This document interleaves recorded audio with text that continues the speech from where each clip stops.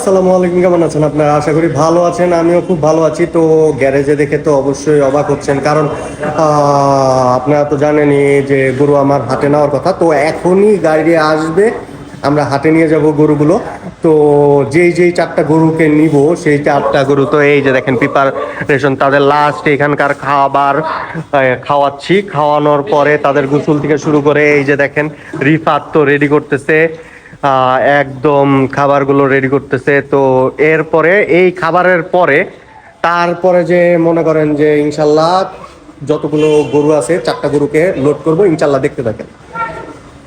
এইমাত্র দুইটা গরু হাটে নিয়ে আসছি, যদিও আমরা লোডিং করাটা দেখাইতে পারি নাই, চাইছিলাম দেখানোর জন্য, তারপরেও চিন্তা করলাম লোডিং দেখাইতে পারি নাই। আমাদের বড় দুইটা গরুই এখন হাটে, আর আমরা আসছি এখন এই যে দেখেন কালশির হাট। কালশির অনেক বড় হাট, এই হাটটা অনেক ভালো, মানুষ আসতেছে, অনেক বড় বড় গরু আছে।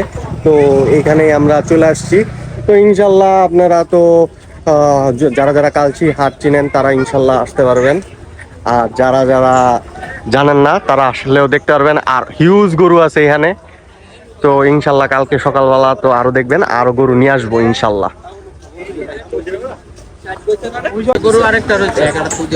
এই যে রিফাত আরো গরু নিয়ে ঢুকাইতেছে, আমাদের আরো গরু এসে পড়ছে। তো এই যে সব ব্যাপারীগুলা সব ব্যাপারী, এই যে আমরা সব ব্যাপারীরা হাটে ঢুকে গেছি।